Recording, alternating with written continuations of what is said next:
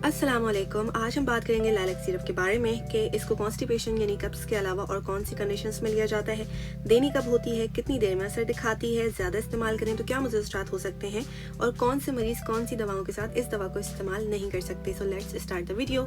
I am your pharmacist and your watching catch concepts, जहाँ आम अफराद को रोज़मर्रा इस्तेमाल की मेडिसिन के साथ मेंटल फिजिकल हेल्थ और उनके बेसिक कॉन्सेप्ट्स पर एजुकेट किया जाता है। इसलिए इस तरह की वीडियोज़ देखने के लिए और अवेयर रहने के लिए please subscribe to the channel and share this useful information with your friends and family. इस दवा का जो जेनरिक नेम या फार्मूला है वो है लैक्टोलोज और इसका ताल्लुक ऑस्मोटिक लैक्सेटिव्स की क्लास से है और इसके बेसिकली दो काम होते हैं। एक काम इसका कॉन्स्टिपेशन यानी कब्ज को ट्रीट करना है और दूसरा काम है हेपेटिक एनसेफेलोपैथी में, जिसमें ब्लड के अंदर अमोनिया की मिकदार ज़्यादा होने की वजह से ब्रेन पे भी मुज़र्रात पड़ रहे होते हैं। सो लैक्टोलोज का काम ये होता है कि वो हमारे ब्लड से अमोनिया के लेवल्स को कम करता है। ये इसका थोड़ा सिवियर यूज़ है, इसलिए इस कंडीशन में डॉक्टर की हिदायत के मुताबिक ही इसको इस्तेमाल किया जाता है। अब अगर आ जाए हम इसके मैकेनिज्म पे कि ये बेसिकली करता क्या है, तो हमारी जो आंतें होती हैं उनकी स्लो मूवमेंट की वजह से कॉन्स्टिपेशन हो जाता है और उस स्लो मूवमेंट की वजह से जो हमारी आंतों से पानी है वो हमारे खून के अंदर शामिल हो जाता है और जो स्टूल है वो हार्ड हो जाता है। लाइलैक सिरप का ये काम होता है कि वो ब्लड से उस पानी को निकाल के वापस आंतों के अंदर लेके आता है,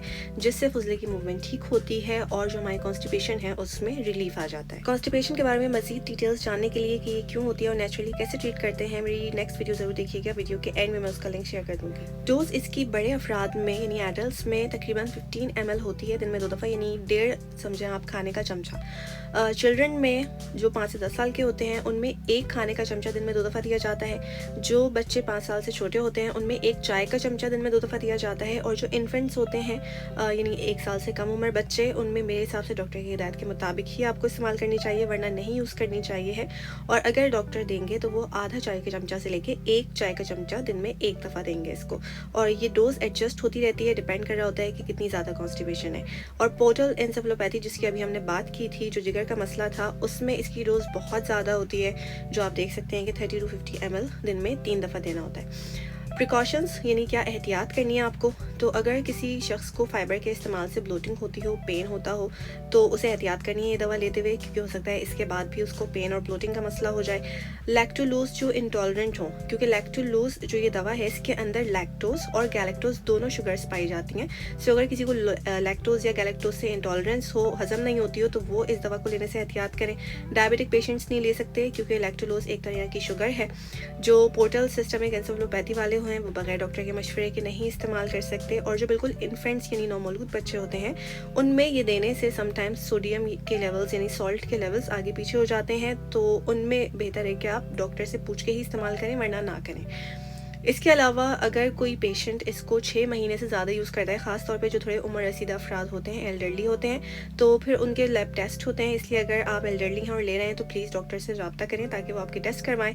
और जो हामला ख़वातीन हैं और जो अपने बच्चों को दूध पिलाती हैं वो भी इस दवा को इस्तेमाल नहीं कर सकती कि भाई कॉन्स्टिपेशन हो रहा था तो आपने प्रेगनेंसी में यूज़ कर लिया। ऐसा नहीं करना है, डॉक्टर से पूछना है, क्योंकि डॉक्टर अक्सर इस कंडीशन में इस्फगोल जैसी चीज़ों का मशवरा देते हैं। अब जिन अफराद को ये दवा इस्तेमाल नहीं करनी है या बहुत यानी एहतियात करनी है इस्तेमाल करने में, उनमें शामिल हैं वो अफराद जिन्हें पहले कभी लैक्टोलोज के इस्तेमाल से कोई हाइपर सेंसिटिविटी हुई हो, यानी एलर्जी हो गई हो, सांस लेने में तकलीफ हो गई हो, बॉडी का कोई पार्ट स्वेल होना शुरू हो गया हो। साथ में वो अफराद जो लो गैलेक्टोज डाइट पे हों। फिर वो अफराद आ जाते हैं जिन्हें गैलेक्टोसीमिया का मसला हो, यानी जिनके जिस्म में वो एंजाइम ना हो जो गैलेक्टोज को तोड़ के और उसको बॉडी से खारिज करते हैं।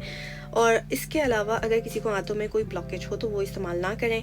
कुछ दवाएं ऐसी हैं जिनके साथ आप इसे इस्तेमाल नहीं कर सकते, उसमें एंटी इन्फेक्टिव मेडिसिन होती हैं, यानी कि एंटीबायोटिक्स हो गई, फंगल मेडिसिन वगैरह, उसके साथ यूज़ ना करें। एंटासिड्स जो होते हैं जो बॉडी के अंदर ही रह जाते हैं, जैसे राइजेक के जो साशे होते हैं, इसके अलावा इनो के साशे वगैरह जो आपकी एसिडिटी को उसी वक्त कंट्रोल कर लेते हैं और आंतों के अंदर ही रहते हैं, उनके साथ आप इस दवा को ना लें, क्योंकि इसका असर कम या ज़्यादा हो सकता है इस्तेमाल से। और इसके अलावा आपने इसको दूसरे लैक्सेटिव्स के साथ नहीं लेना, यानी दूसरी तरह की दवाओं के साथ नहीं लेना जो कॉन्स्टिपेशन ट्रीट करती है, क्योंकि फिर दोनों का असर मिलकर बहुत ज़्यादा हो जाएगा। एडवर्स इफेक्ट्स की बात करें तो हमेशा मैं बताती हूँ, अगर आपके डॉक्टर ने प्रिस्क्राइब की हो तो एडवर्स इफेक्ट्स के डर से लेना मत छोड़िएगा, क्योंकि एडवर्स इफेक्ट्स हर किसी को तंग नहीं करते, बहुत कम लोगों में अपेयर होते हैं। और अगर अपेयर हो जाए तो बताने का मकसद यही है कि आपको पता हो कि वो इस दवा की वजह से हो रहे हैं और आप अपने डॉक्टर से रब्ता करके दवा की डोज चेंज करवा लें, दवा चेंज करवा लें, तो एडवर्स इफेक्ट्स भी खत्म हो जाते हैं। इसके पॉसिबल एडवर्स इफेक्ट्स में शामिल हैं पेट के अंदर थोड़ी सी दर्द होना, इसके अलावा गैस का हो जाना, नोजिया या वॉमिटिंग होना, डायरिया हो जाना और सोडियम की मिकदार जिस्म के अंदर ज़्यादा हो जाना, और ये सब कुछ हर किसी में शो नहीं होता। अगर आप बिल्कुल डोज के हिसाब से लेंगे तो ऐसा बहुत कम होने के चांसेस होते हैं। इसको आपने क्लीन ड्राई प्लेस पे रखना होता है, रेफ्रिजरेट नहीं करना होता। और अगर इस सिरप का कलर थोड़ा सा डार्क हो जाए तो परेशान होने की बात नहीं है, शुगर होने की वजह से इसका कलर डार्क हो सकता है। इस तरह की मज़ीद वीडियोस देखने के लिए आप हमें इंस्टाग्राम पे फॉलो कर सकते हैं, जहाँ छोटी छोटी बहुत यूज़फुल वीडियोस में बनाती हूँ। और अगर आप कॉन्स्टिपेशन के बारे में जानना चाहते हो कि कॉन्स्टिपेशन किस चीज़ों से होती है और नेचुरली उसे कैसे ट्रीट करते हैं, तो इसके लिए आपकी नेक्स्ट वीडियो ज़रूर देखिएगा।